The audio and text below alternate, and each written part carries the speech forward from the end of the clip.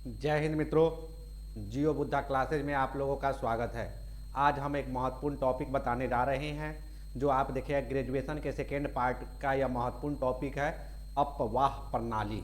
इस टॉपिक से बहुत सारे ऑब्जेक्टिव क्वेश्चन भी उठेगा जो विभिन्न एग्जामों में देखते हैं, railway, SSC, banking, UPSC, net, JRF जैसे महत्वपूर्ण पीसीएस, यह सभी एग्जाम में इससे संबंधित क्वेश्चन आते रहती है। तो आज ड्रेनेज पैटर्न के बारे में जो है भारत का, हम उसमें आज आपको विस्तृत बताने जा रहे हैं। तो देखिए सबसे पहले क्या है कि आप देखते हैं कि भारतीय नदियों की जो है विकास तंत्र के आधार पर, यानी जो भारतीय नदी जो तंत्र है उसके विकास तंत्र के आधार पे दो भागों में बांटी जाती है।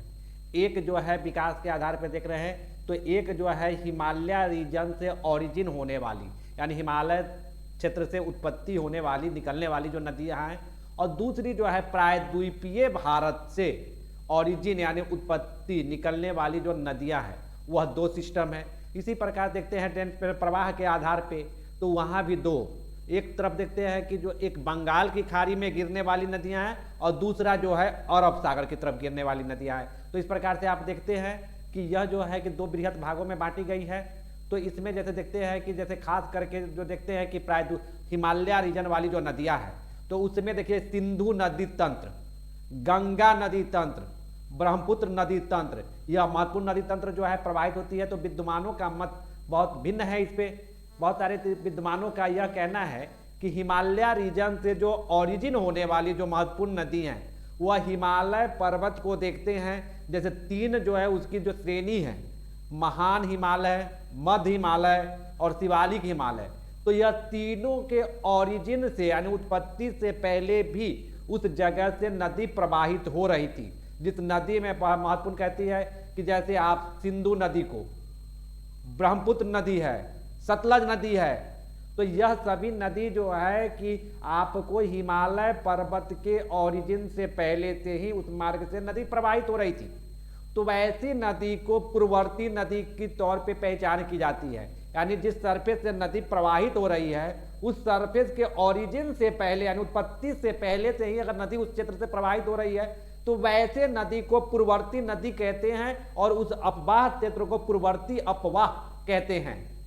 यह देखिए, और हिमालय रीजन की जितने भी नदियां अधिकतर है यह अभी सभी प्रौढ़ावस्था में है, क्योंकि अभी जो देख रहे हैं प्रौढ़ावस्था में है।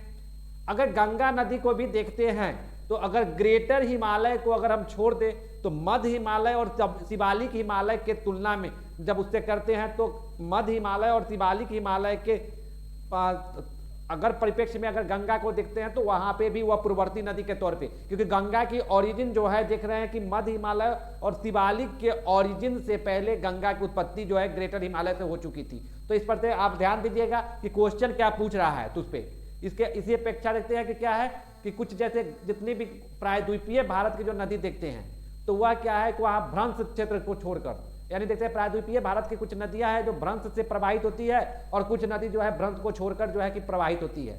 तो खास करके देखिए कि हिमालय रीजन वाली जो नदियां हैं तो वह क्या होती है कि जब पर्वतीय क्षेत्र से निकलती है तो वहां जो है कि वह तली को काटने का काम करती है, यानी वह क्या होती है, बहुत गहरी नदी होती है, वह तली को काटते रहती है।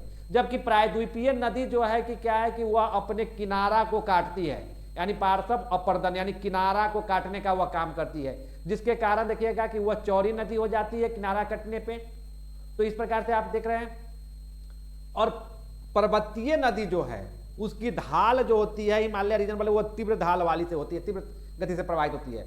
उसके तुलना में प्रायद्वीपीय क्षेत्र से प्रवाहित होने वाली नदी जो होती है मंद ढाल वाली होती है। और देखिए कि अब यहां जो है कि देख रहे हैं प्रायद्वीपीय नदी में जैसे नर्मदा और ताप्ती, यह दो प्रमुख नदी है जो कि पूरब से पश्चिम के तरफ प्रवाहित होती है, जबकि प्रायद्वीपीय भारत की लगभग नदी जो है पश्चिम से पूरब की तरफ प्रवाहित होती है।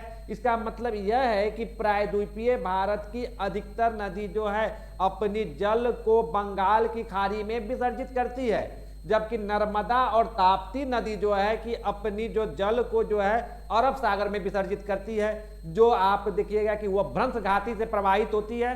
तो इस प्रकार से देख रहे हैं द्रोणी से जो है भ्रंश द्रोणी से, और यह नदी जो है अनुवर्ती अपवाह का उदाहरण है, यानी देखते हैं अब भारत में जैसे देख रहे हैं कि भारत के उत्तर पश्चिम में अगर हम चलते हैं तो उत्तर पश्चिम में भारत को जो हम देखते हैं तो वहां सिंधु एवं सिंधु की सहायक नदी तंत्र है। जैसे सिंधु और सिंधु की सहायक, तो सिंधु नदी देखते हैं कि वह जो है तिब्बत से, उसकी तिब्बत जो देख रहे हैं तो वहां पे, और उसकी सहायक नदी जो है जिसमें आपको है रावी, व्यास, सतलज, झेलम, चिनाब, यह 5 प्रमुख नदी जो है वह सिंधु की सहायक नदी है। इसमें से झेलम नदी जो है पीर पंजाल से निकलती है और शेष सभी जो देखते हैं रावी, सतलज, ब्यास, चिनाब, यह सभी जो है नदी हिमालय से निकलती है। अब देखिए सिंधु नदी को, तो सिंधु नदी एक पूर्ववर्ती नदी है, यानी सिंधु नदी जो है कि गहरी गार्ज, जो पूर्ववर्ती नदी होती है वह गहरी गर्ज का निर्माण करते हुए अपने मार्ग से प्रवाहित होती है। तो वह देखते हैं कि जो हिमालय का जो तीनों श्रेणी है, वह तीनों श्रेणी के ओरिजिन से पहले से ही वहां से जो नदी प्रवाहित होती थी, उस नदी को पहले जो था कि देखते थे कि उसको कहा जाता है इंडो ब्रह्मा रिवर, उसी का पार्ट है वह सिंधु नदी। तो देखते हैं कि उस नदी को जो हिमालय के ओरिजिन से पहले से है, और यह जो निकलती है सिंधु नदी, तो वह तिब्बत के मानसरोवर झील के निकट 5180 मीटर की ऊंचाई वाली से निकलती है। जहां यह नदी देखते हैं कि वहां से मानसरोवर झील के निकट जो देखते हैं वहीं से निकलती है, और यह इसकी कहां, उसकी ओरिजिन जो है ग्लेशियर जो है 5180 मीटर की ऊंचाई पर है। और भारत में यह नदी जो है कि जम्मू और कश्मीर जो देखते हैं कि तो जम्मू कश्मीर जो पहले एक राज्य था, लेकिन वर्तमान में अब इसको देखते हैं तो यह केंद्र शासित प्रदेश है। तो सबसे पहले जो है जब यह तिब्बत से प्रवाहित होते हुए आती है तो यह सबसे पहले लद्दाख क्षेत्र में प्रवेश करती है। लद्दाख के बाद यह कश्मीर होते हुए पाकिस्तान की तरफ चली जाती है, प्रवाहित होती है, और यह पाकिस्तान में प्रवाहित कराची के निकट जो है आगे बढ़ते हुए पाकिस्तान के जो कराची शहर देखते हैं, जो अरब सागर के पास मतलब कि तट पे बसी हुई जो शहर है वह कराची शहर, सिंधु नदी के तट पे भी बसी हुई है। तो वह कराची शहर के निकट ही यह अरब सागर में अपनी जल को विसर्जित कर देती है। सिंधु नदी की कुल लंबाई जो है 3880 किलोमीटर है, जिसमें से भारत में जो इसकी लंबाई है 1134 किलोमीटर लंबाई है। भारत में इसकी कुल लंबाई जो है 1134 किलोमीटर है, और इसकी कुल जल ग्रहण क्षेत्र जो है वह 11,65,000 वर्ग किलोमीटर है। यानी जो सिंधु नदी का कुल जल ग्रहण क्षेत्र जो है 11,65,000 वर्ग किलोमीटर है, जिसमें से भारत में जो जल ग्रहण क्षेत्र जो है वह 3,21,290 वर्ग किलोमीटर है। इस प्रकार से देखते हैं सिंधु अपवाह तंत्र देख रहे हैं तो यह नदी जो देख रहे हैं पैटर्न यहाँ जो देख रहे हैं कि यह तिब्बत से निकलती है, और तिब्बत से निकलते हुए यह क्षेत्र जो देख रहे हैं इस प्रकार से जो ब्लू वाले जो देख रहे हैं तो वह सिंधु नदी है, और हल्का जो ब्लू देख रहे हैं वह सिंधु की सहायक नदी है। और यह आगे बढ़ते हुए यहाँ पे जो देख रहे हैं कि यह देखिए कि सिंधु नदी यहाँ से जो यह देख रहे हैं ग्रेटर हिमालय के पार यह क्षेत्र जो है कि आपको तिब्बत का क्षेत्र है, और इसी तिब्बत के क्षेत्र से जो सिंधु नदी का ओरिजिन होती है, और यह इस प्रकार से ऐसे बढ़ते हुए आगे जब यह ग्रेटर हिमालय को काटते हुए और मध्य हिमालय को काटते हुए शिवालिक हिमालय को भी काटते हुए और उस क्षेत्र में गहरी गर्ज का निर्माण करते हुए यह पाकिस्तान में प्रवेश करती है। और पाकिस्तान में प्रवेश करने के बाद जो है कि डायरेक्ट यह उत्तर से दक्षिण दिशा में की तरफ प्रवाहित होने लगती है, और कराची शहर के पास यह आके और यहाँ पे जो है अरब सागर में अपने जल को विसर्जित कर देती है। तो यह देखिए, अब देखिए कि पाकिस्तान के साथ जो है एक जल समझौता भारत का हुआ था। तो इस जल समझौता के साथ यह है कि सिंधु नदी के कुल जो जल है उसका 20% हिस्सा ही भारत जो है उसके यूज कर सकता है। जैसे आप देखते हैं, आप यहां जब निकालिएगा तो देख रहे हैं कि सिंधु का जो अपवाह तंत्र है तो उसके तहत जब यह निकाली गई तो यह हुआ कि 20% जल जो है कि भारत सिंधु का यूज कर सकता है, सिंधु नदी का। जबकि यह भारत कुल कितने जल का यूज कर सकता है अपने जब घरेलू उपयोग या जो भी देख रहे हैं उसमें, तो यह जो है 41,950 लाख घन मीटर जल जो है सिंधु के इतनी जल को वह यूज कर सकता है, जो सिंधु के कुल जल का यह 20% हिस्सा हुआ। यह पाकिस्तान और सिंधु जल समझौता के तहत है। तो इसको ध्यान रखिएगा, यहाँ से क्वेश्चन पूछता है, यानी क्वेश्चन आपको यह पूछेगा कि भारत जो है सिंधु नदी के कितने प्रतिशत जल का उपयोग कर सकता है। तो भारत पाकिस्तान जो सिंधु जल समझौता है उसके तहत भारत सरकार जो है कि उसके 20% जल को ही अपने घरेलू उपयोग में यूज कर सकता है।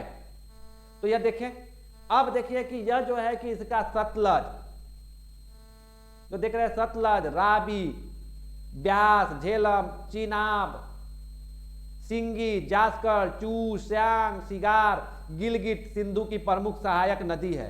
तो ध्यान रखिएगा, सिंधु की प्रमुख सहायक जो है सतलज, ब्यास, रावी, चिनाब, झेलम, सिंगी, यह जो देख रहे हैं, तो यह जो है कि सिंधु की यहाँ से जो देख रहे हैं यह पूरा जो है कि आपको सहायक नदी है। ध्यान रखिएगा, सिंधु की जो सहायक है तो यह सहायक नदी से आपको पूछते रहती है। तो खास करके 5 सहायक तो हम लोग जानते हैं, सतलज, ब्यास, रावी, चिनाब, झेलम जो है, लेकिन इसके अपेक्षा सिंगी, जास्कर, चू, म्यांग, सिंगार, गिलगिट और सिंधु इसकी प्रमुख सिंधु एक नदी है जो गिलगिट के पास जो है किससे मिलती है, तो यह प्रमुख नदी है। और पाकिस्तान के सखूर हैदराबाद, देरा गाजी खान, देरा इस्माइल खान जो नगर, यह प्रमुख नगर जो है वह सिंधु नदी के तट पर स्थित है। तो आपने देखा कि यह पूछता है कि वह सिंधु नदी के तट पे कौन सी प्रमुख है, तो देख रहे हैं पाकिस्तान का जो सखूर, हैदराबाद, देरा गाजी खान, देरा इस्माइल खान नगर जो प्रमुख है वह सिंधु नदी के तट पर स्थित है। चलिए अब अगले जो है और सिंधु की एक सहायक नदी है झेलम। तो झेलम नदी देखते हैं कि कश्मीर घाटी के दक्षिण पूर्व में स्थित विरिंग के निकट झरने से निकलती है। यानी कि झेलम नदी कहाँ से, तो जो देखते हैं कि जो कश्मीर में जो बीरंग झरने हैं के निकट एक झरना है उससे निकलती है और कश्मीर में प्रवाहित होने के बाद यह नदी जो है पाकिस्तान में प्रवेश करके और यह नदी जो है त्रिमू के निकट चिनाब के साथ मिल जाती है। यानी त्रिमू जो देख रहे हैं कि वह पाकिस्तान में जहाँ पे वह जाके जो है सिंधु मतलब कि यह जो है कि त्रिमू के निकट यह चिनाब नदी से मिल जाती है। और यह झेलम की कुल लंबाई जो है वह 400 किलोमीटर है और इसकी प्रमुख सहायक नदी जो झेलम की है वह किशन गंगा है, लिदार है, करवेश है, पुंछ है। यह जो नदी देख रहे हैं किशन गंगा, लिदार, करवेश, पुंछ इसकी प्रमुख सहायक नदी है। और श्रीनगर जो है इसी नदी के किनारे बसी हुई है। अगर पूछता है, यह क्वेश्चन बहुत पूछता है कि श्रीनगर किस नदी के तट पर बसी हुई है, तो श्रीनगर झेलम नदी के तट पर बसी हुई है। झेलम नदी की कुल लंबाई जो देखते हैं वह 400 किलोमीटर है। तो यह देखे पुंछ जो देखते हैं कि खास करके किशन गंगा और पुंछ जो नदी पूछते रहती है किसकी सहायक है, तो ध्यान रखें किशन गंगा और पुंछ जो है कि वह झेलम की सहायक नदी है। तो चलिए अब अगले देखते हैं ब्यास नदी। तो देखिए ब्यास नदी जो है, तो ब्यास नदी भी जो है हिमालय क्षेत्र में स्थित रोहतांग दर्रा के निकट 4330 मीटर की ऊंचाई पर स्थित ब्यास कुंड है। यानी कि ब्यास कुंड से निकलती है। यानी ब्यास नदी कहां से निकलती है, तो ब्यास कुंड से। और यह ब्यास कुंड जो है रोहतांग दर्रा के पास है जो 4330 मीटर की ऊंचाई पर स्थित है। और इस ब्यास नदी पर ही देखते हैं पंजाब में जो हैरिके बैराज नामक स्थान पर सतलज नदी से मिल जाती है। यानी ब्यास नदी किससे मिलती है, सतलज नदी से। और यह जो है कि पंजाब में जो हैरिके बैराज है वहीं पर जो है सतलज नदी से यह मिलती है। और इसकी जो है कि ब्यास की कुल लंबाई जो है 615 किलोमीटर है। और इसकी प्रमुख सहायक नदी में से देखते हैं पार्वती है, सौंज है, तीर्थन है और ऊहल इसकी प्रमुख सहायक नदियां हैं। और इसके तट पे बसा हुआ प्रमुख नगर में मांडी नगर इसी नदी के तट पर बसी हुई है। पोंग बांध एवं हैरिके बैराज, यह देख रहे हैं कि जो हैरिके बैराज पूछते रहता है और पोंग बांध भी, तो हैरिके बैराज और पोंग बांध जो देखते हैं वह आपको ब्यास नदी पर बनाया गया है। यानी हैरिके बांध और पोंग बांध जो देखते हैं यह जो है कि आपको ब्यास नदी पे बनाई गई है। ब्यास नदी के कुल लंबाई को आपने देखा 415 किलोमीटर है। चलिए अगले देखिए कि सतलज नदी। तो सतलज नदी को देखते हैं। सतलज नदी जो है यह एक पूर्ववर्ती नदी है जो कि हिमालय के ओरिजिन से पहले भी यह नदी प्रवाहित होती थी। तो यह इसका उद्गम स्थल जो है कि तिब्बत में मानसरोवर झील के निकट ही जो 5000 मीटर की ऊंचाई पर एक ग्लेशियर है जिसका नाम है राकस ताल, उसी राकस ताल में जो है से यह नदी निकलती है।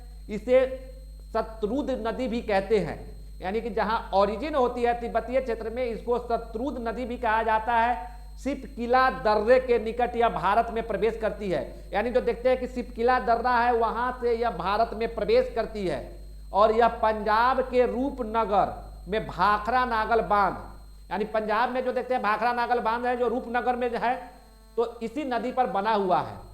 और इसके साथ ही देखते हैं कि क्या है कि नाफ्ता झाकड़ी बांध, कोल बांध भी इसी नदी पे बना हुआ है। हैरिके बैराज नामक स्थान पर यह ब्यास नदी से मिल जाती है, यानी हैरिके बैराज के पास क्या है, यह ब्यास नदी से मिलती है। और इसकी कुल लंबाई जो है 1440 किलोमीटर है, जिसमें से भारत में इसकी कुल लंबाई जो है 1050 किलोमीटर है। और सिप्टी और बापसा इसकी प्रमुख सहायक नदियां हैं। और भारत की जो प्रमुख नगर में से देखते हैं लुधियाना और फिरोजपुर नगर जो है कि आपको इस सतलज के तट पे ही बसे हुई है।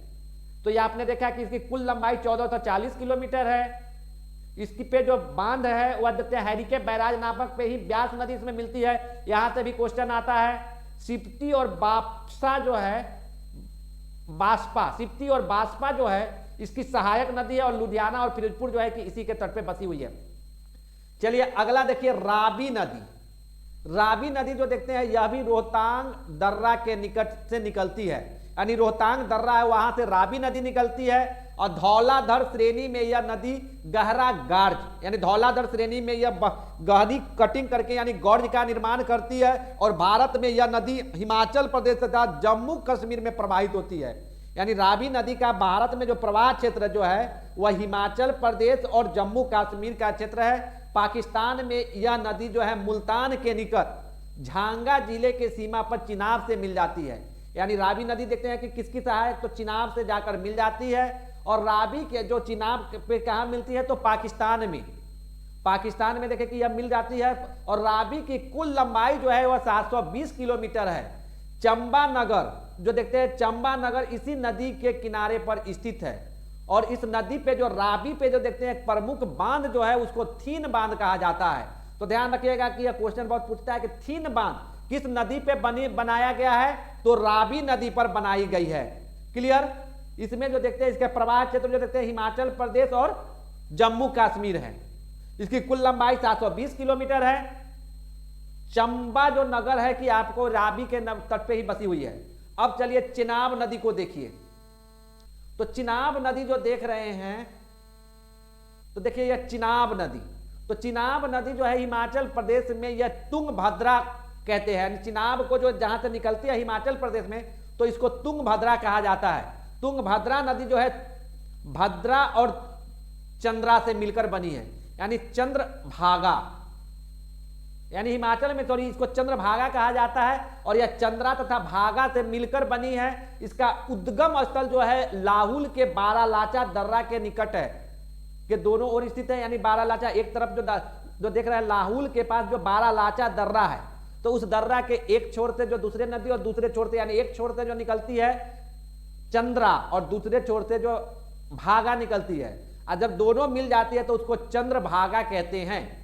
और इसी को आगे बढ़ने के बाद जो है कि जम्मू कश्मीर में इसको चिनाब कहा जाता है। और इसकी कुल लंबाई, और यह पीर पंजाल में जो है श्रेणी, पीर पंजाल श्रेणी जो है उस पीर पंजाल श्रेणी में यह गहरा कटिंग करके वहां एक गर्ज का निर्माण करती है। उसी गर्ज से यह नदी जो है चिनाब नदी प्रवाहित होती है।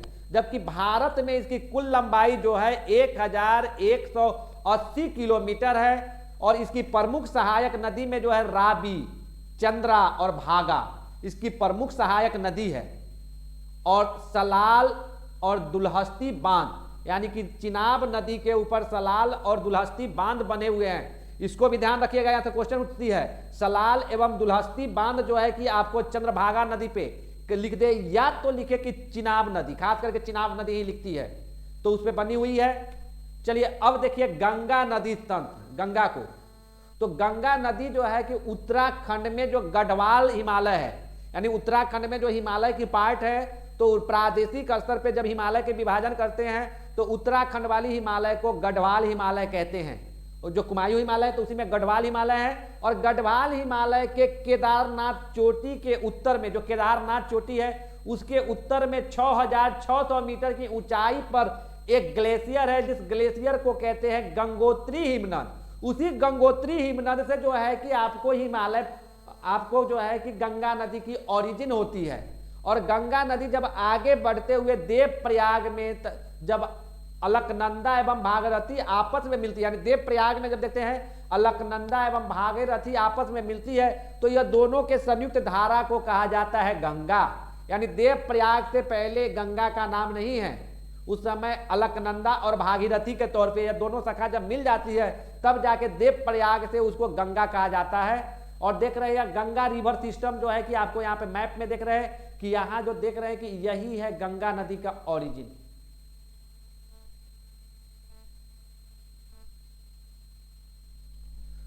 तो यह जो देख रहे हैं यहाँ पे जो देख रहे हैं कि यह क्षेत्र जो है गंगा की ओरिजिन है। उसके जो बायां साइड में देखिएगा तो यमुना है, यानी कि जो हिमालय रीजन से ओरिजिन होने वाली मात्र यमुना नदी ही है जो गंगा के दाहिने तरफ से आकर मिलती है।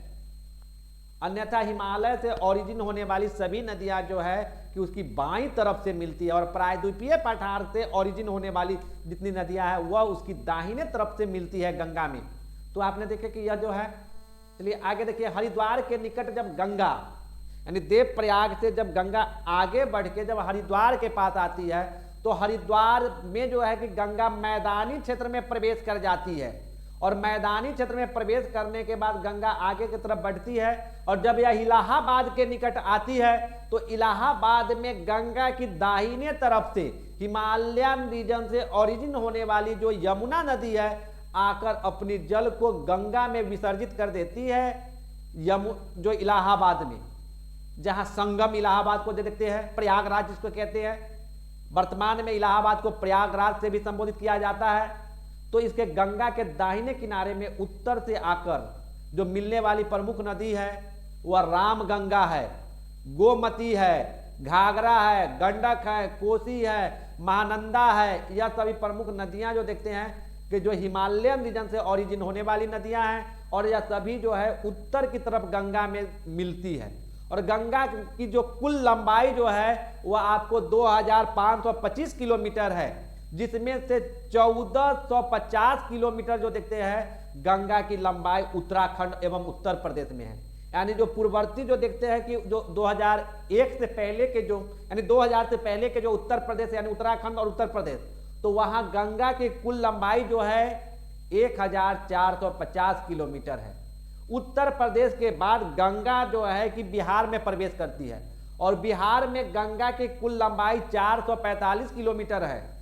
और बिहार से जब गंगा आगे बढ़ते हुए वेस्ट बंगाल में प्रवेश करती है तो वेस्ट बंगाल में इसकी लंबाई जो है 520 किलोमीटर है पश्चिम बंगाल में।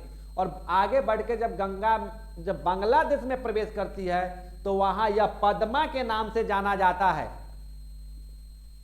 और गंगा पे ही देखिएगा कि भागीरथी और हुगली जो क्षेत्र है, यानी भागीरथी और हुगली क्षेत्र में प्रायद्वीपीय पठार से आने वाली कुछ नदियां मिलती है। और देखिए गंगा की जो दो शाखा जब देखते हैं कि फरक्का डैम के पास, यानी जो फरक्का जो देखते हैं झारखंड और बंगाल की सीमा के पास जो फरक्का बांध जो बनी हुई है, तो उस फरक्का बांध से जो दो धारा निकलती है, एक पश्चिम बंगाल यानी कोलकाता की तरफ बढ़ती है, दूसरा बांग्लादेश की तरफ जाती है। तो कोलकाता की तरफ जो धारा बढ़ती है उसको हुगली के नाम से जानते हैं। इसी हुगली में जो है कि कुछ प्रायद्वीपीय नदियां आकर मिलती है, जबकि दूसरी जो शाखा होती है वह बांग्लादेश में प्रवेश कर जाती है, और वह शाखा आगे बढ़कर पद्मा के नाम से जानी जाती है। तो इस प्रकार से देख रहे हैं। और गंगा में बहुत छोटी बड़ी जो नदियां आकर अपने जल को विसर्जित करती है। गंगा का कुल अपवाह क्षेत्र जो है वह 8,61,404 वर्ग किलोमीटर है, जो देख रहे हैं कि सिंधु के अपवाह क्षेत्र के अपेक्षा कम है।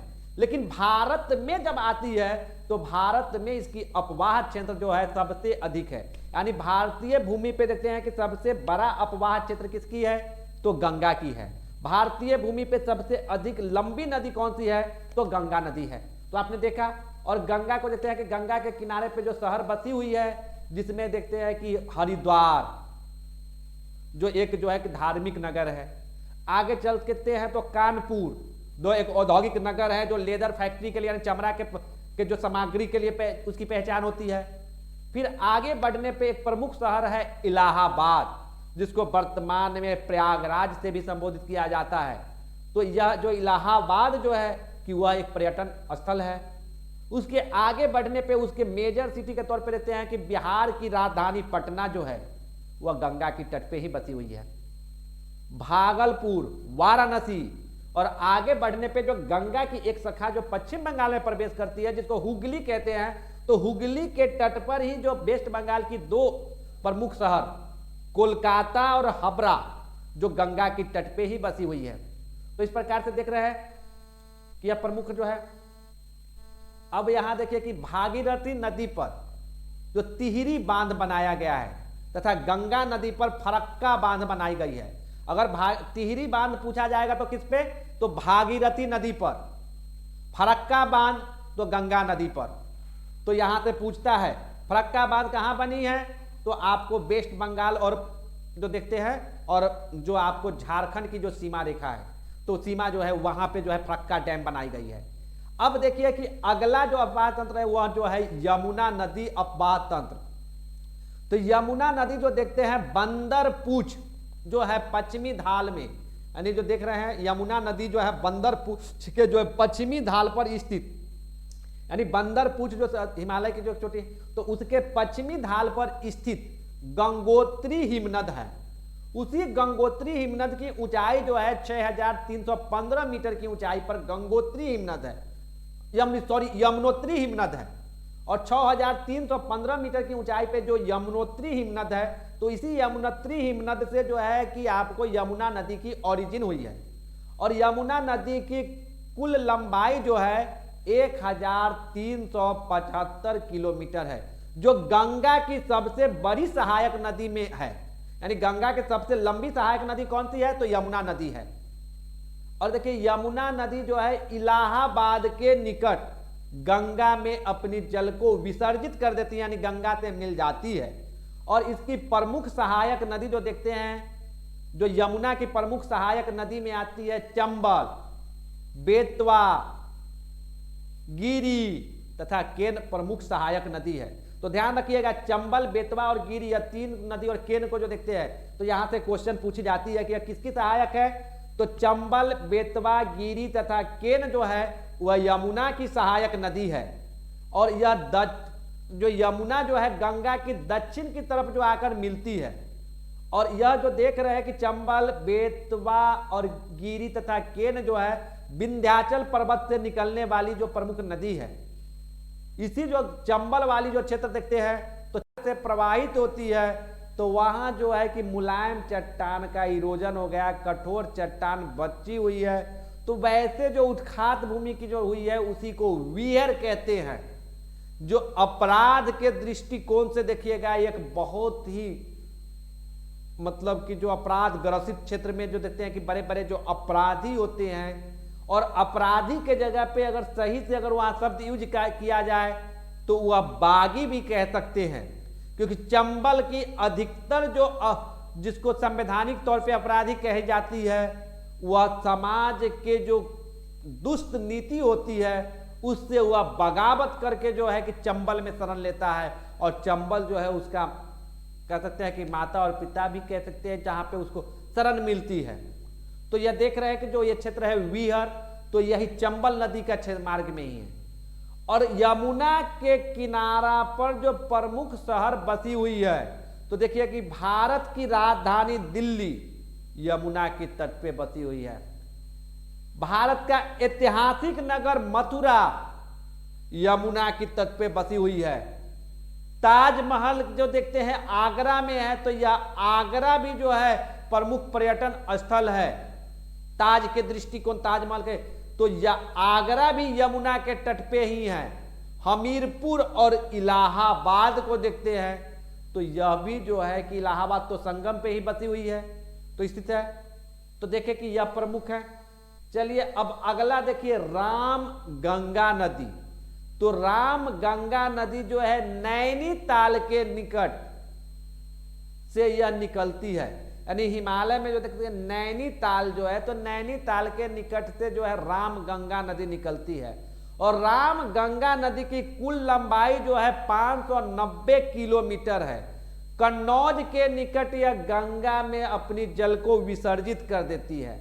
यानी कन्नौज जो देख रहे हैं उत्तर प्रदेश का एक शहर है कन्नौज, तो कन्नौज के निकट राम गंगा जो है कि अपनी जल को गंगा में विसर्जित कर देती है।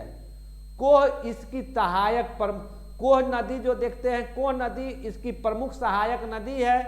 और कालागढ़ बांध राम गंगा नदी पर ही बनाई गई है। यानी कालागढ़ बांध जो है कहां देख रहे हैं, राम गंगा नदी पर बनाई गई है। चलिए अगला देखिए गोमती नदी, यह एक प्रमुख नदी है। गोमती देखते हैं, तो गोमती नदी जो है उत्तर प्रदेश के जो पीलीभीत जिला जो देखते हैं, तो वह पीलीभीत जिले से ही निकलती है। और गोमती नदी की कुल लंबाई जो है 940 किलोमीटर है।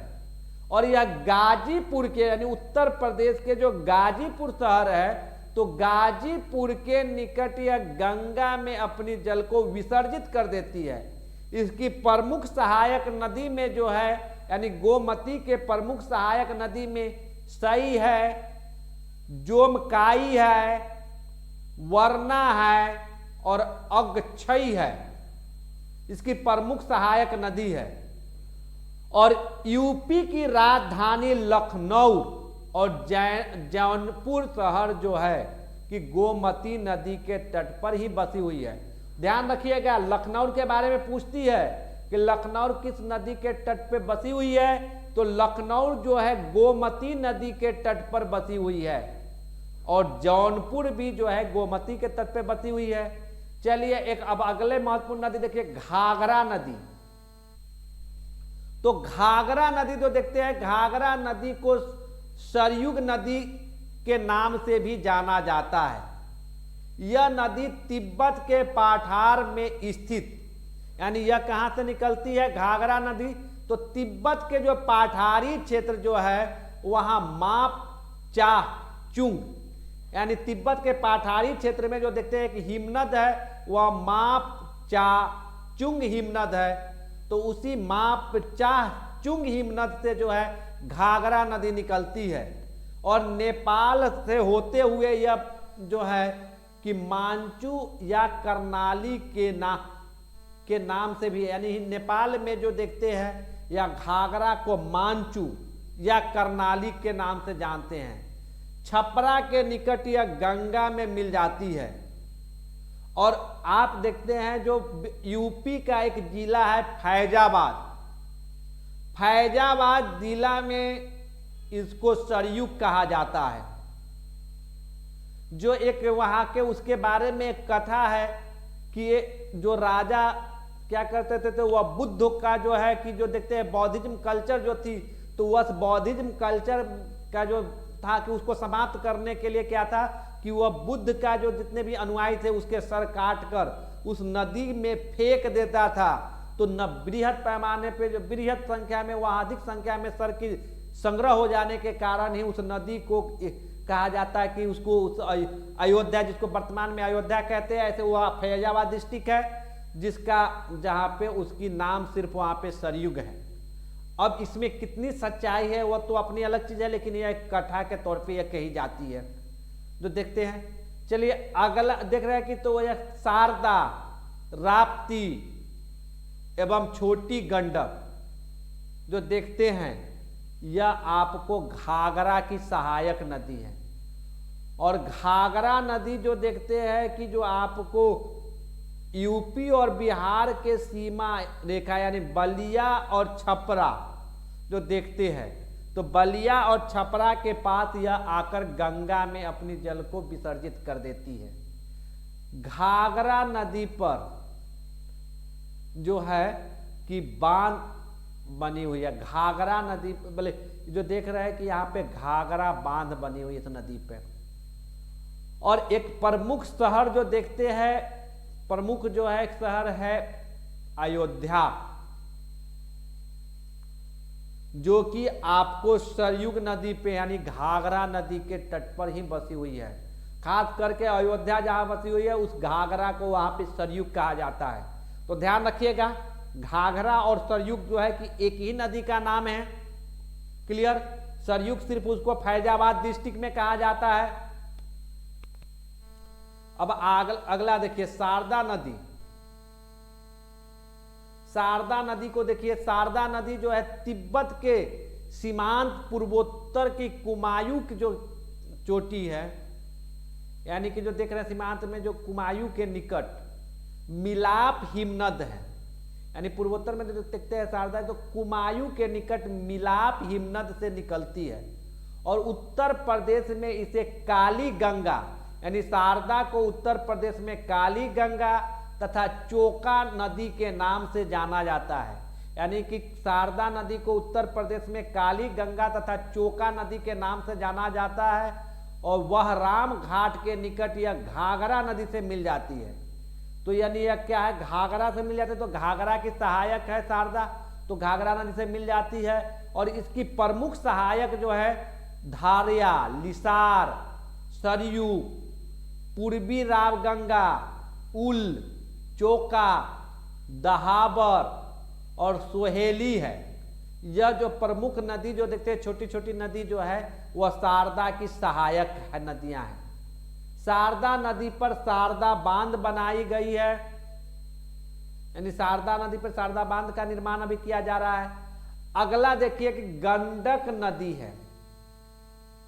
तो गंडक नदी देखते हैं कि नेपाल चीन सीमा के पास धौलाधर पर्वत श्रेणी से निकलती है और निकलकर या नेपाल में बहने के बाद, यानी देख रहे हैं कि गंडक नदी क्या है, धौलाधर श्रेणी से निकलकर, यानी नेपाल और चीन के सीमा के पास धौलाधर श्रेणी है, वहां से गंडक नदी का ओरिजिन स्थल है या निकलती है और वह नेपाल में प्रवाहित होते हुए वह बिहार में प्रवेश करती है। बिहार का जो पश्चिमी चंपारण जिला देखते हैं, तो उस पश्चिमी चंपारण जिला में यह जो है कि प्रवेश करती है। और सोनपुर के निकट जो देखते हैं, हाजीपुर और सोनपुर के निकट यह अपने जल को गंगा में विसर्जित कर देती है। यानी कह सकते हैं कि हाजीपुर शहर जो है गंगा और गंडक की संगम पर बसी हुई है। गंडक नदी की कुल जैसे देखते हैं सोनपुर के निकट गंडक की लंबाई 300 किलोमीटर है और काली गंगा और त्रिशूली इसकी प्रमुख सहायक नदी है। चलिए अब देखिए कोसी नदी।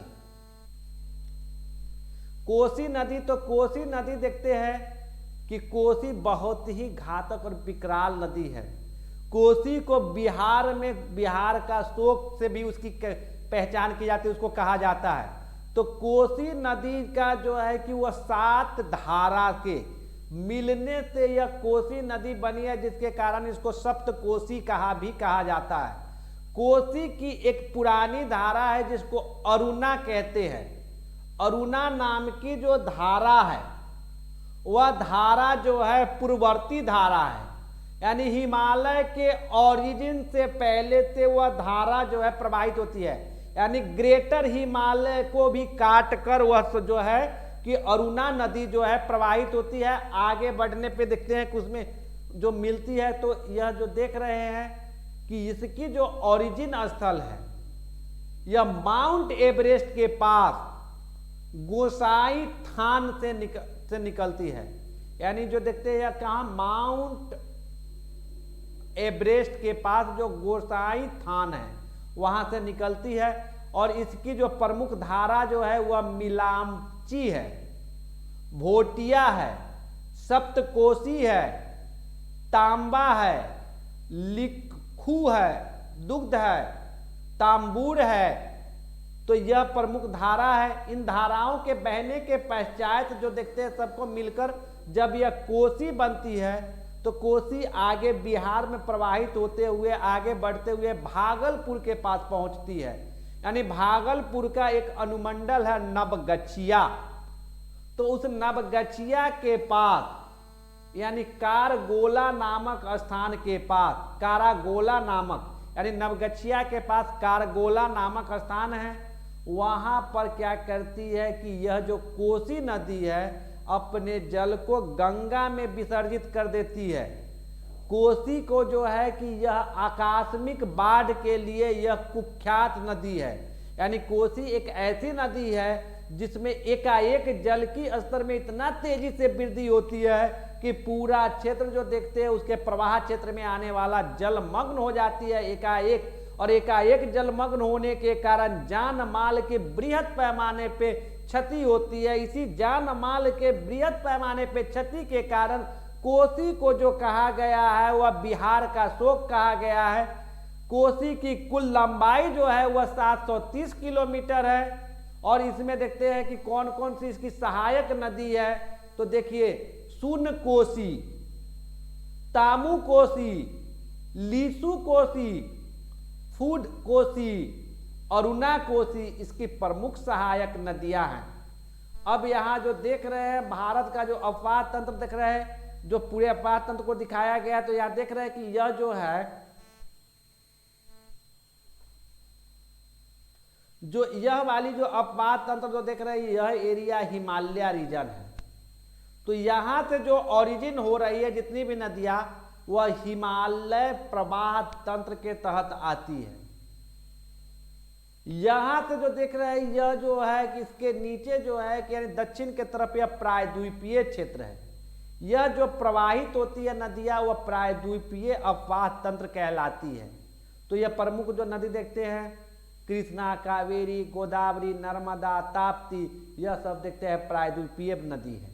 उधर देखते हैं तो सिंधु है, रावी है, सतलज है, ब्यास है, चेनाब है, झेलम है, काली है, तीस्ता है, गंगा है, यमुना है, ब्रह्मपुत्रा है, कोसी है।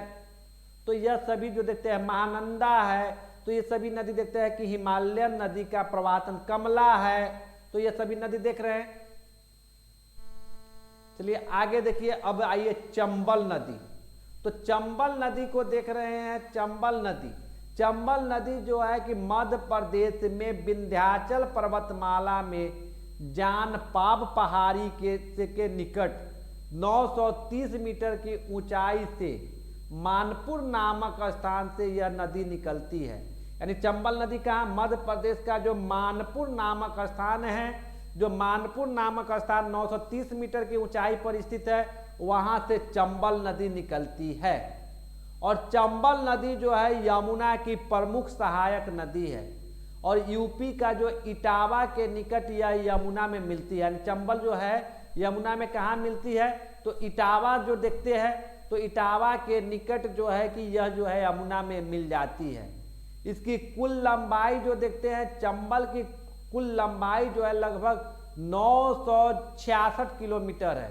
इसकी प्रमुख सहायक नदी है काली सिंध, पार्वती, सिप्टा, निबाज, छिप्रा, दूधी और बनास।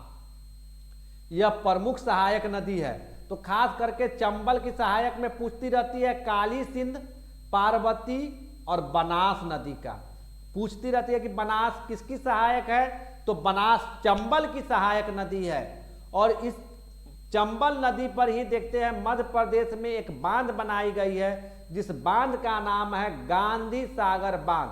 तथा राजस्थान में जो बांध बनाया गया है उसको राणा, उससे जो जल संग्रह होता है राजस्थान में, यानी जो बांध बनाई गई है उस बांध से जो जल संग्रह होता है, तो जल संग्रह होता है उस क्षेत्र को कहा जाता है राणा प्रताप सागर, जवाहर सागर। राणा प्रताप सागर और जवाहर सागर जो है चंबल नदी का जो आर्टिफिशियल यानी कृत्रिम झील है।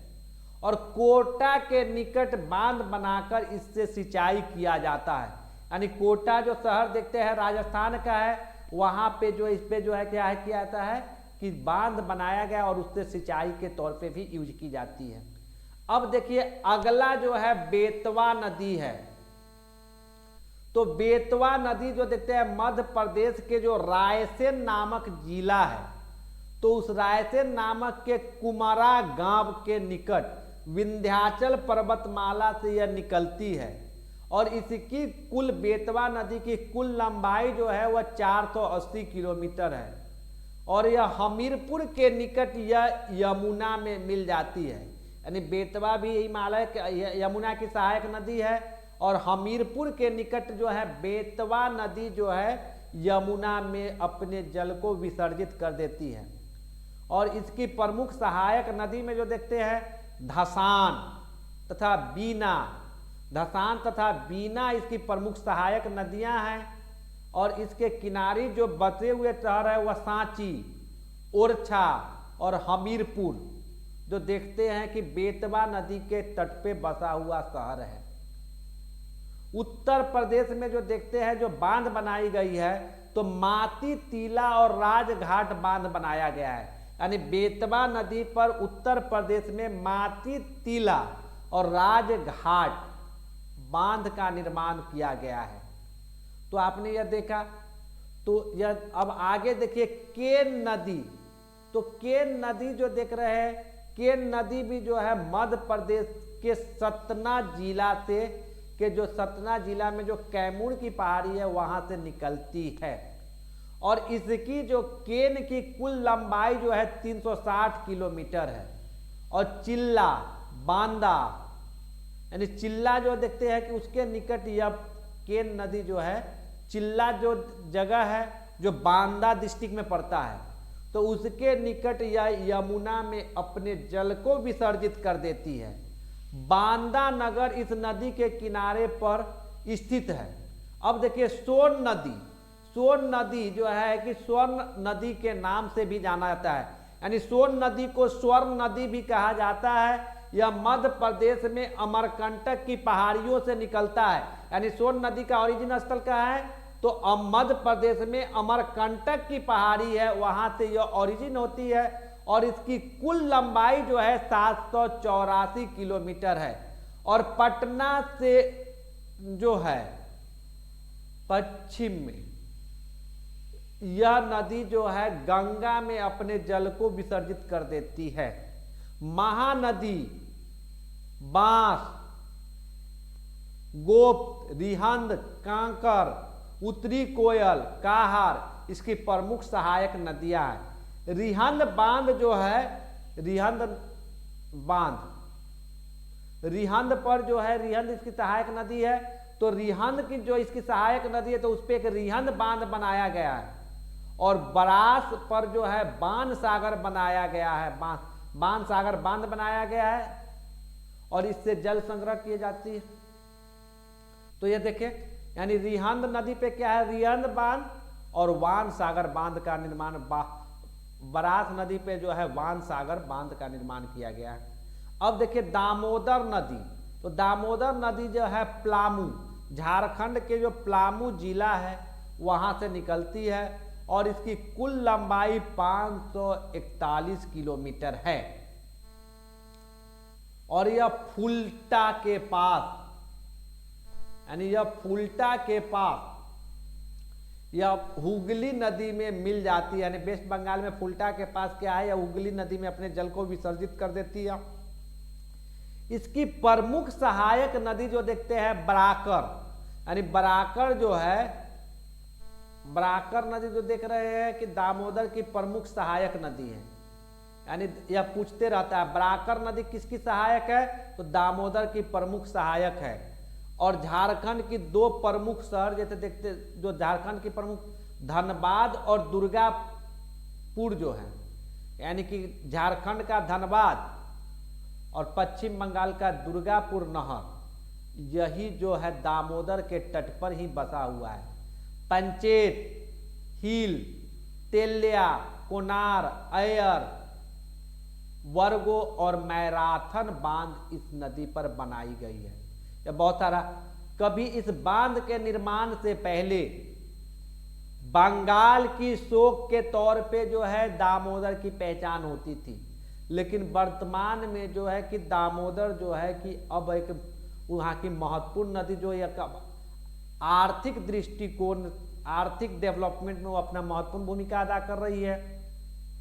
तो ये देख रहे हैं। अब जो है ब्रह्मपुत्र नदी, ब्रह्मपुत्र नदी जो है, ब्रह्मपुत्र नदी तिब्बत में जो मानसरोवर झील के निकट जो है दक्षिण पूर्व में लगभग 100 किलोमीटर दूर स्थित 5150 मीटर की ऊंचाई पर एक झील यानी हिमनद है, जिसको कहते हैं चिमयोंगडांग, यानी कि जो राकस ताल के पास, मतलब यहाँ जो देख रहे हैं कि तिब्बत के पास जो झील है, मतलब कि एक ग्लेशियर है जिसको चिमयोंगडांग नामक हिमनद से कहा जाता है। तो चिमयोंगडांग नामक हिमनद जो है वहीं से ब्रह्मपुत्र की ओरिजिन होती है। तिब्बत में ब्रह्मपुत्र को सांगपो नदी कहा जाता है और नामचा बरबा के निकट यह दक्षिण की तरफ मुड़कर यह भारत में प्रवेश करते, असम के पास प्रवेश करती है और वहां से आगे बढ़ते हुए यह बांग्लादेश में प्रवेश कर जाती है। असम में इसके नदी का नाम जो है कि ब्रह्मपुत्र है और ब्रह्मपुत्र नदी के दाहिने किनारे से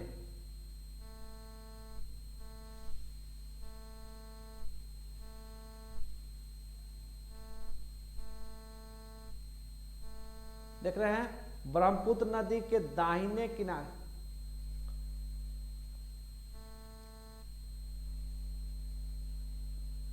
सांगपो कहा गया है। नामचा बरवा के ब्रह्मपुत्र के दाहिने किनारे से मिलने वाली जो प्रमुख नदियां हैं उसमें कहते हैं सुबनसिरी, भारेली तथा मानस प्रमुख नदी है।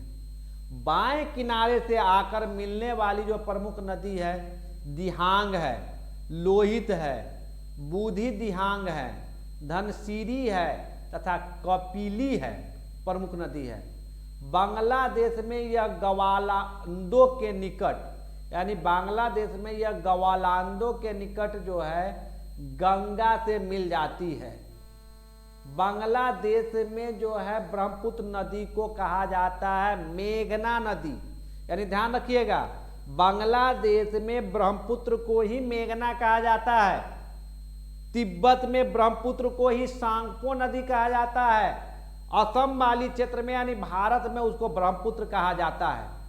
तो यह देखें, यह नदी गंगा की जलधारा पद्मा से के मिलकर, यानी जो देखते हैं गंगा की जो एक जलधारा जो बांग्लादेश में प्रवेश करती है तो इसको पद्मा नाम से जाना जाता है और पद्मा से मिलकर विश्व की सबसे बड़ा डेल्टा का निर्माण करता है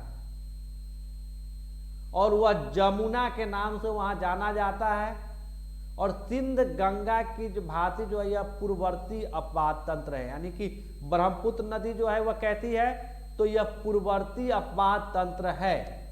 यह दिहांग गर्ज, यानी कि क्या है, नामचा बरवा पर्वत के पास यह दिहांग गर्ज बनाती है, यानी गहरी खाई बनाकर वहां से नदी जो है प्रवाहित होती है।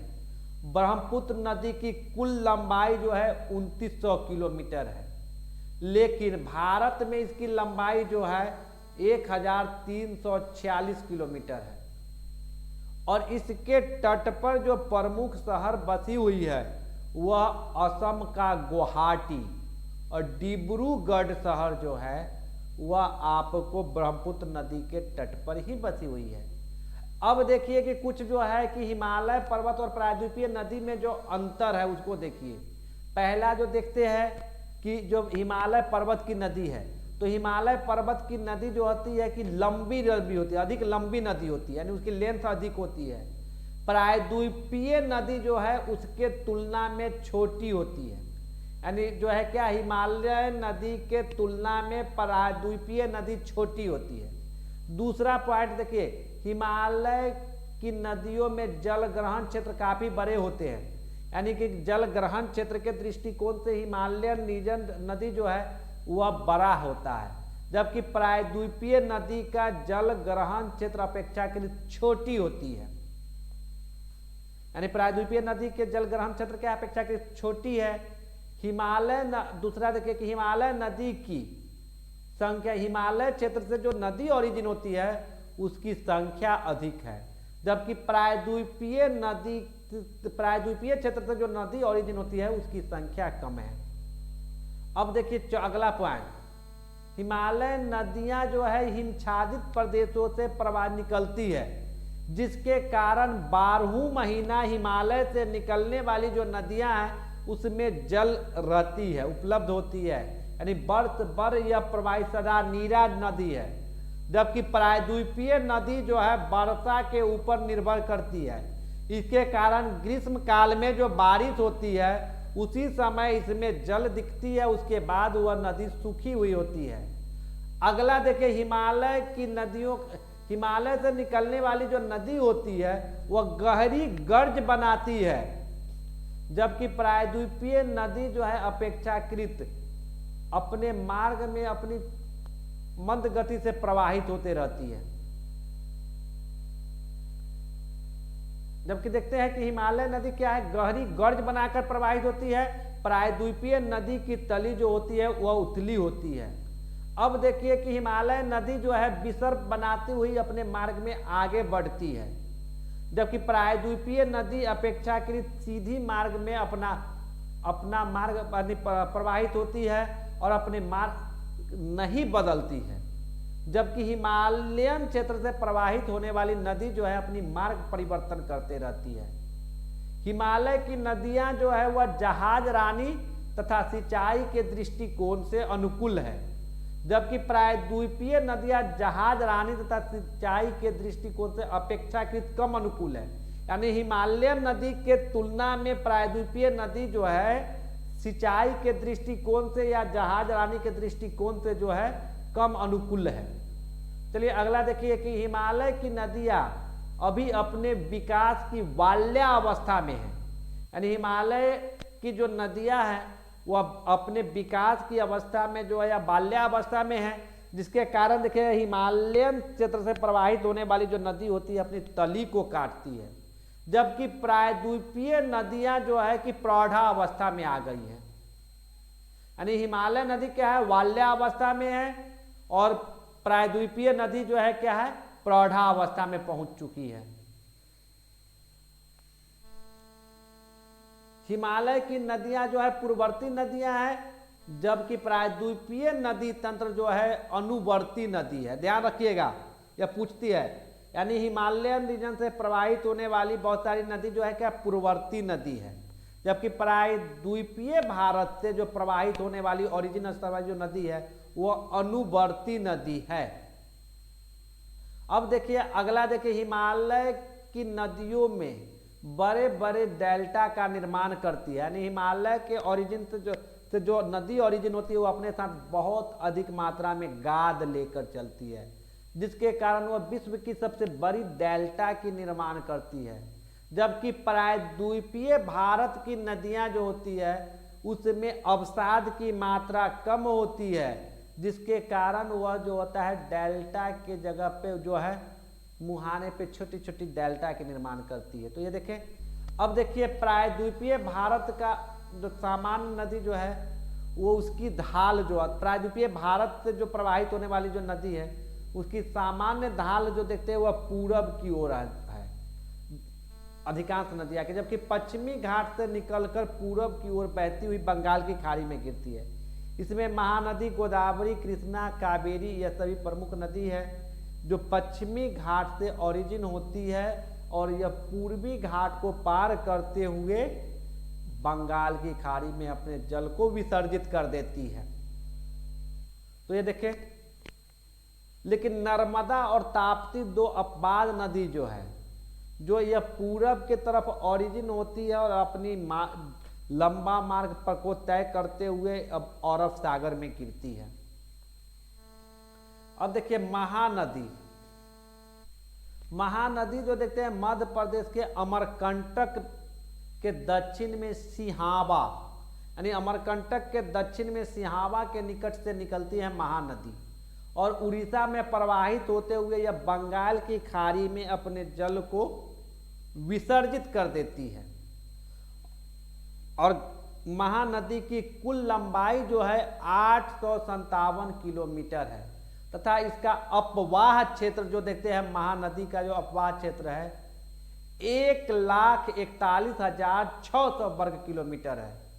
हंसदेव, विश्वनाथ, ईब, मांड, जोंक, ओंग तथा तेल इसकी प्रमुख सहायक नदियां हैं।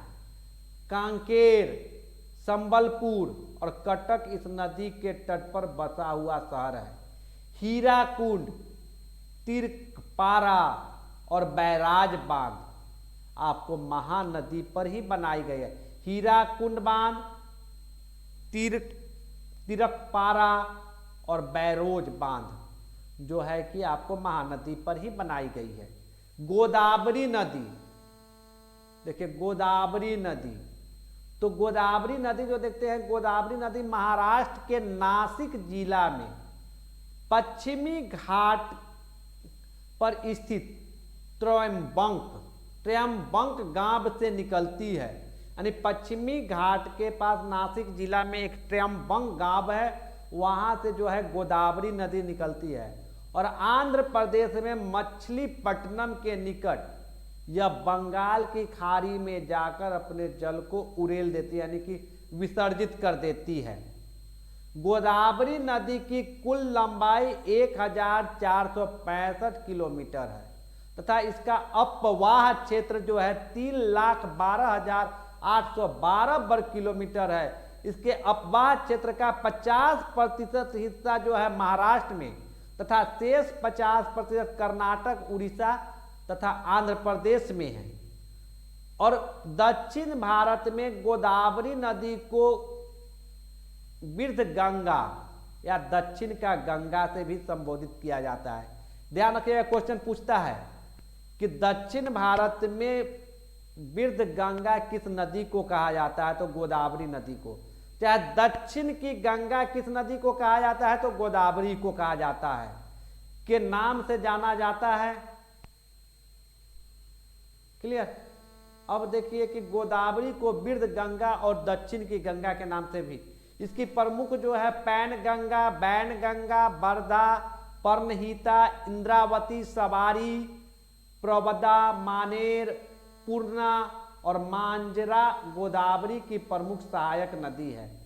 नासिक के पास देखते हैं भद्राचलम तथा नांदेड़ नगर इसी नदी के तट पर बसा हुआ है। अब देखिए यह नदी महाराष्ट्र तथा मध्य प्रदेश, महाराष्ट्र, आंध्र प्रदेश से होकर प्रवाहित होती है। तो आपने देखा गोदावरी नदी को। अब चलिए देखिए कृष्णा नदी। यह तो देख रहे हैं कि अपवाह तंत्र है, दक्षिण भारत का जो अपवाह तंत्र है। अब देखिए कृष्णा नदी तंत्र। तो कृष्णा नदी जो है महाराष्ट्र के महावालेश्वर के निकट 1,337 मीटर की ऊंचाई से निकलती है। तटपश्चात या कर्नाटक तथा आंध्र प्रदेश में बहती हुई विजयवाड़ा के निकट या बंगाल की खाड़ी में अपने जल को विसर्जित कर देती है। इसकी कुल लंबाई जो है 1400 किलोमीटर है तथा इसका अपवाह क्षेत्र 58,948 वर्ग किलोमीटर है। इसकी प्रमुख सहायक नदी में कोयना, भीमा, तुंगभद्रा, घाटप्रभा, मालप्रभा, मुनेरू, मूसी आदि प्रमुख कृष्णा की सहायक नदी है।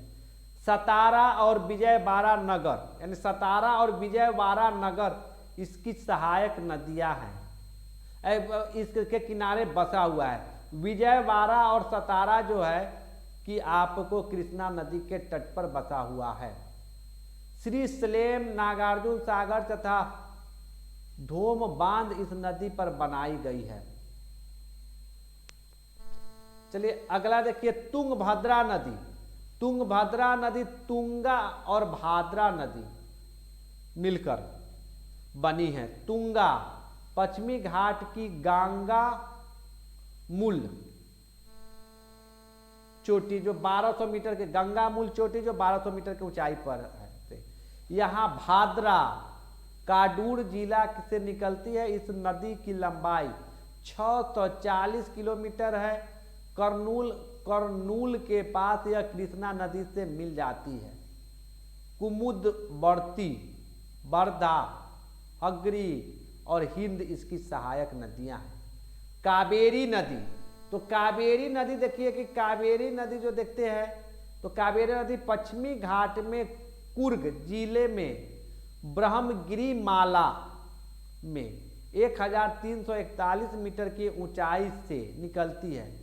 यह कर्नाटक, केरल, पुडुचेरी यानी वर्तमान में जो पांडिचेरी यानी पांडिचेरी पहले था, अभी पुडुचेरी तथा तमिलनाडु राज्य में प्रवाहित होती हुई कारकोल के निकट बंगाल की खाड़ी में जाकर मिलती है।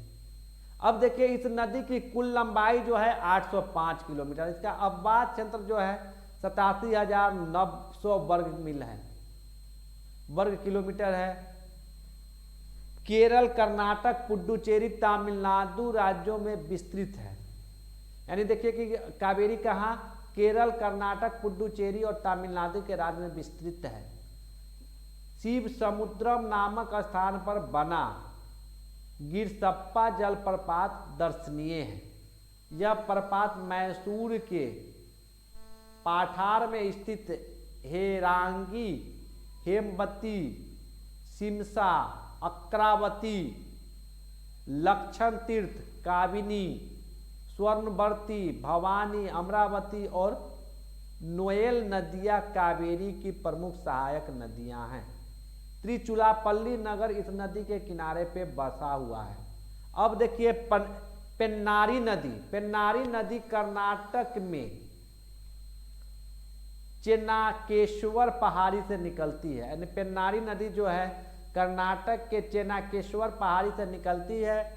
तत्पश्चात आंध्र प्रदेश में बहती हुई बंगाल की खाड़ी में जाकर मिलती है। जयमंगली, कचेरू, सागिलेरू, चित्रावली, पापगनी और चेरू इसकी प्रमुख सहायक नदियां हैं। दक्षिण में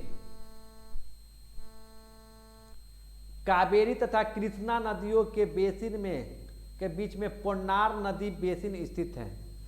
यानी पोन्नार नदी कृष्णा और कावेरी के बीच में जो बेसिन है उसमें पोन्नार है। इसकी अपवाह क्षेत्र जो है 55,213 वर्ग किलोमीटर है, जो अधिकांशतः कर्नाटक राज्य में है।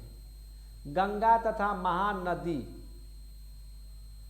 डेल्टा के बीच ब्राह्मणी तथा स्वर्ण रेखा नदी प्रवाहित होती है। बिहार में स्थित उत्तरी क्षेत्र में ब्राह्मणी नदी तथा दक्षिण में कोयल नदी के नाम से जाना जाता है। अरब सागर में जाकर मिलने वाली नदियों में नर्मदा, ताप्ती, माही, साबरमती और लूनी नदियां प्रमुख है। अब देखिए नर्मदा नदी, नर्मदा नदी जो है कि नर्मदा नदी अम्रकंटक पहाड़ी से 9,000 मीटर की ऊंचाई से निकलकर गुजरता है। भरौच के निकट यह अरब सागर में खंभात खाड़ी में जाकर मिलती है। यह नदी विंध्याचल और सतपुड़ा पर्वत के बीच से होकर बहती है। नर्मदा नदी पर भेड़ घाट का संगमरमर का जलप्रपात बहुत ही दर्शनीय है। इसकी ऊंचाई जो है कि जो देखते हैं कि भेड़ा घाट का जो देखते हैं कि जो जलप्रपात है वह 15 मीटर की ऊंचाई पे है। नर्मदा की कुल लंबाई जो देखते हैं 1,312 किलोमीटर है और यह अपवाद क्षेत्र जो है 98,796 वर्ग किलोमीटर है। अब ध्यान दीजिए कि यह रिफ्ट घाटी से प्रवाहित होने के कारण ही इसका जो अपवाद क्षेत्र जो है कि बहुत कम है। नदी तो लंबी है लेकिन इसकी अपवाद क्षेत्र कम हुआ है, क्योंकि कारण क्या है कि वह रिफ्ट घाटी से प्रवाहित होती है। इसकी अपेक्षा देते हैं ताबा, बुडनेर, बंजर, सर, कुंडी, सक्कर, हिरण, वर्ना, तिनदेसी, अर्रा, हथनी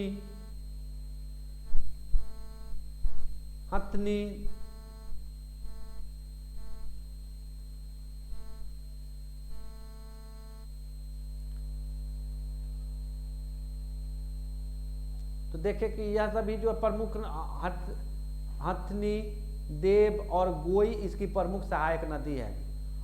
ओंकारेश्वर जबलपुर रायगढ़ इस नदी के किनारे स्थित है। देखिए शहर में कौन है? ओंकारेश्वर जबलपुर रायगढ़ इस नदी के किनारे पर स्थित है। इस नदी में जो मेकल सूता या संकरी का रेबा के नाम से भी जाना जाता है। महेश्वरी, इंदिरा सागर, ओंकेश्वर सरदार सरोवर बांध सब आदि इसी नदी पर बनी हुई है। जबकि इसकी सहायक नदी जो है तवा तथा रानीपुर बांध पर बना हुआ है। यानी इसकी सहायक नदी तो ताबा है, वहां पे जो है एक बांध रानीपुर बांध बना हुआ है। ताप्ती नदी, देखिए ताप्ती नदी जो है मध्य प्रदेश के बैतूल जिले में महादेव की पहाड़ियों से दक्षिण में मुल्ताई नगर के पास निकलती है। यह नदी जो है कि सतपुरा के दक्षिण में स्थित दरार घाटी से, यानी दरार घाटी से प्रवाहित होती है और समानांतर पश्चिम की ओर बहती जाती है ताप्ती नदी भी, और सूरत के निकट या खंभात की खाड़ी में जाकर मिलती है। यह नदी मध्य प्रदेश, महाराष्ट्र और गुजरात राज्यों से होकर बहती है। यानी ताप्ती मध्य प्रदेश, महाराष्ट्र और गुजरात राज्यों से होकर बहती है। इसकी कुल लंबाई 724 किलोमीटर है तथा इसका आबाद क्षेत्र जो है कि 65,145 वर्ग किलोमीटर है और मध्य प्रदेश, महाराष्ट्र तथा गुजरात राज्य में फैला हुआ है। पूर्णा, गिरना, बोरी, वेयर, पंजरा तथा ओनरी इसकी सहायक नदियां हैं। सूरत इस नदी के किनारे पर बसा हुआ है और काकरापारा, जो काकरापारा जो विद्युत देते हैं, उकाई जो है इसी पे है काकरापारा, और उकाई बांध इसी नदी पर बनाई गई है, यानी ताप्ती पे। माही नदी, माही नदी का उद्गम स्थल विंध्याचल पर्वत से होता है। यह नदी मध्य प्रदेश, राजस्थान और गुजरात में 533 किलोमीटर की दूरी तय करने के बाद यह खंभात की खाड़ी में जाकर मिल जाती है। इसका आबाद क्षेत्र जो है 34,842 वर्ग किलोमीटर है, जो मध्य प्रदेश, राजस्थान और गुजरात राज्य में फैला हुआ है। सोम, जाखम, अनास और हरन इसकी प्रमुख सहायक नदियां हैं। माही, बाजाज, सागर, बन कबोरी और कडाना बांध इस नदी पर बनाया गया है, यानी कडाना बांध भी इस नदी पर बनाई गई है। चलिए अब अगला देखिए साबरमती। साबरमती नदी का उद्गम स्थल जो है राजस्थान के उदयपुर जिला में गोगुनंदा की पहाड़ी, यानी गोगुनंदा की पहाड़ी अरावली पर्वत से होता है। यानी जो देखते हैं राजस्थान का अरावली पर्वत है, वहीं पे अपने उद्गम स्थल से यह नदी दक्षिण पश्चिम दिशा में 300 किलोमीटर की दूरी तय करने के बाद खंभात की खाड़ी में जाकर अपनी जल को विसर्जित कर देती है। इस नदी का आबाद क्षेत्र जो है 21,674 वर्ग किलोमीटर है, जो राजस्थान तथा गुजरात राज्यों में फैला हुआ है। बकल, सेई, बैत्रक इसकी प्रमुख सहायक नदियां हैं। लूनी नदी, तो लूनी नदी राजस्थान में अजमेर के दक्षिण पश्चिम में नांगा पर्वत से निकलकर, यानी अजमेर के दक्षिण पश्चिम में नांगा पर्वत से निकलकर 320 किलोमीटर की प्रवाहित होने के बाद यह कच्छ की खाड़ी में जाकर मिलती है। अपने उद्गम स्थल पर लूनी को सागरमती नदी के नाम से जाना जाता है। जवाई, वांडी, सुखरी, लिररी, मिथरी, जोजरी, खारी, सागी आदि नदियां लूनी की सहायक नदी हैं। अगर मेरा वीडियो आप लोगों को अच्छा लगा हो तो आप इसको लाइक कीजिए, सब्सक्राइब कीजिए, अपने मित्रों में इसके लिंक को शेयर कीजिए, कमेंट कीजिए। थैंक यू मित्रों।